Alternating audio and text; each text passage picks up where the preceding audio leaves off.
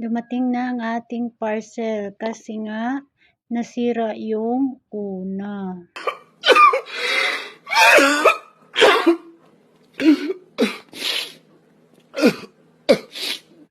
Opo, nasira po yung una. Tingnan niyo po, oh.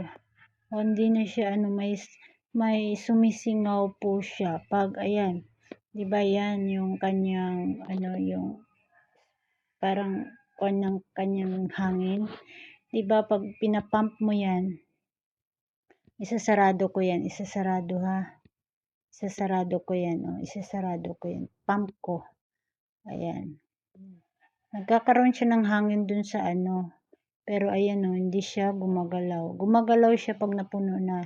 Tapos, no, pag gumagalaw siya, ayan, hanggang pag tumagal na, hindi na siya napupuno. No, kasi nga, may singaw po yung guma. Tingnan niyo po, lobo na siya, lobo. Pero gumagalaw siya, Hindi po yan nare-release yung kanyang pero gumagalaw siya kasi nga po may singaw po siya. Yun nga. Kaya wala na po kaming manual, kaya ngayon bumili kami ulit ngayon. Ayan na, hindi na siya magamit. No? Ang okay naman yung isa, yung parang status ko, parang ganun. No? Parang ganun. So ngayon ay ito na. Bubuksan po natin ang ating parcel na dumating, no? Kasi bumili lang ako ng manometer, no? Pati ako nabubulol. Bulol din kayo? Okay. Kayo nga, stigmomanometer. Bilisan nyo sa pagbigkas, di kayo mabubulol din kayo. So, ayan, no? At ating buksan. So, ito na po siya, no?